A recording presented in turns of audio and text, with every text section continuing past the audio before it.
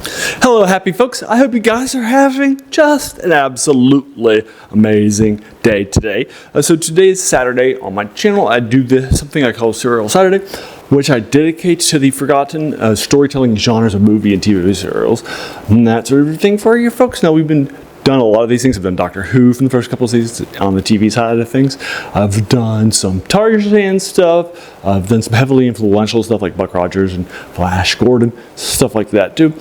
So now we're doing the Zorro series, and this is the fifth and final of the Zorro series. And that sort of thing. This is Ghost of Zorro. It's from 49. I'll link it to you in the comments below for you folks. This is a Republic 12 chapter one. It's very short, shorter than many of the 12 chapter ones, at about just 167 minutes long. So it's about 2 hours and 45 minutes roughly, which is very, very short compared to how other things are. So this stars Clayton Moore as Ken Mason and Zorro, and starring Pamela Blake as Rita White and Roy Barcroft as Hank Kilgore.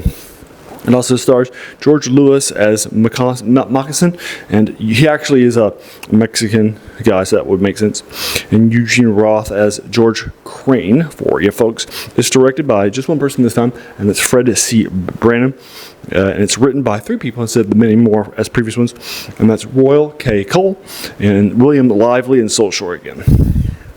So the plot here, just to let you know the setup, that's our thing, no spoilers. The setup right after the Civil War has ended, set in the Southwest, as the people living want to bring in some order and stability with a telegraph, which they think will bring in with the communications a better sort of things, and they believe law and order will follow, and that sort of thing. And that's opposed by some bad guys who definitely want to stop the telegraph. And that sort of other thing. So that's the basic plot, if you will. So this heavily uses stock footage. It relies on it so heavily. That sort of thing. And many of the cliffhangers and plot points in here are directly lifted from previous Zorro stuff or other Western stuff too. It doesn't feel like it has anything new to say. It also doesn't have a great budget, not great sets or costumes or even bites to get it out of that funk for you folks. So this is the final Zorro series. They lost the IP after this, but you can tell that they're sort of out of ideas after the last one. So this is a 2 out of 10 for you folks. Sorry, Zorro fan, it's not a great ending. So there you are, but 2 out of 10 for you folks. Have you seen Ghost of Zorro, which I'll link to you again in YouTube for you folks? You can watch it free like I did for the first time last week. I'd be happy to do that for you too. Just let me know what your thoughts are, and if you agree or disagree with my 2 out of 10, I'm happy to engage with that further. As a reminder, I'm not a trained movie critic and that sort of thing. So if you I didn't go to college. I don't make movies for a living, that sort of thing, right? So your opinion will be just as valid as mine is too, right? Just as a heads up.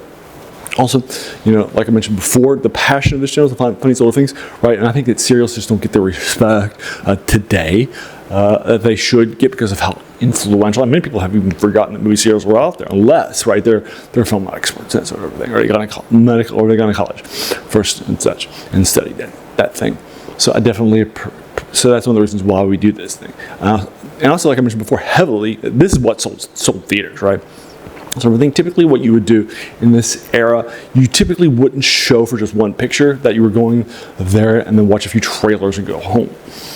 Typically back then, you would go for like a half a day or something like that for like maybe 5 or 6 hours, or even 8 hours sometimes. And that sort of thing. You would watch a few shorts, not as many trailers back then as today. It's much more trailerized.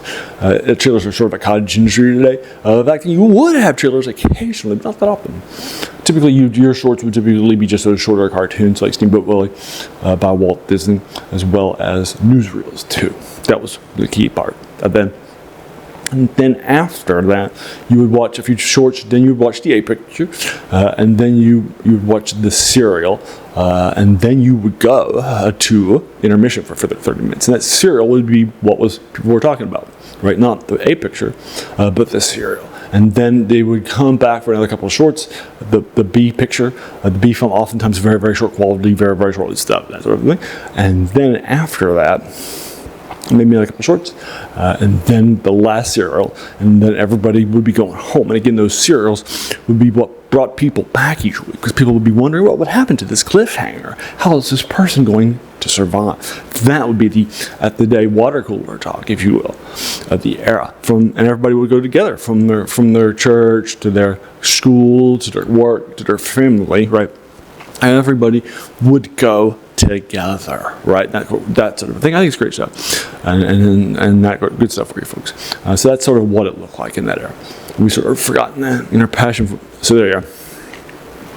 So I also have just yesterday did my top 10 James Bond films. I just typically do top 10s, so you check that out too. If you like that, I've done tons of other top 10s there too. On a Wednesday, I do older video game reviews. Right now, I'm doing the Fallout series. I just published Fallout 2. Next will be Fallout Tactics. If I played this spinoff, it'll be there too. But if I have it, it won't be. And then I've also done on Monday, I do something where I review older things in sometimes Dungeons & Dragons or other RPGs that are older too, like Middle-earth role-playing and that sort of thing, or Battletech and more games, older stuff too, so check that out. Right now I'm doing the rarely known UK series set in the first edition from the mid 80s for you folks. I did UK 2, UK 3 will be Monday, and then the other 3 reviews I do a week, and then I also have a couple of Let's Plays too of older video games, but the other 3 reviews I do a week are of older things in the science fiction, fantasy, and horror genres too. Older things that you read. And that sort of thing. So if those 7 older reviews, that if they each week of older things that you're watching, movies or serials or video games or things that you're reading, that sort of thing, if that sounds like your cup of tea, then great. Welcome to the channel and have a seat. I think you'll enjoy your time here quite a bit. And while you're here, why not do all the YouTube stuff like the subscribe button, the like button, the bell icon if you're feeling first, keep you notified of those videos a week, and then also just share and like. But basically share and watch. Those are the key ways to grow this channel for you folks. And there we go. All right. As you can tell from the passion of this channel, the 7 older things that we do, and even its name, right? It's all about that stuff, right? Its name is a quote from a French philosopher, Jacques Joubert, who said that the worst thing about the new books was that they kept us from reading the old ones, right? Not that they're bad, right? They're not. But in our passion for the new, right? We have sometimes forgotten that they're standing on the shoulders of giants. So let's just check out those giants, right? And that gets them. All right, and if you made it all the way to the end, I just want to thank you so very, very much for just taking some time out of your day and investing it, right? And watching my videos, because we all have so many things, right, that are happening in our lives. And we're pulled in so many different directions too, right? So the fact that you spent this time with me, that's incredibly humbling. And I appreciate that so very, very much. So thanks again and have an amazing day.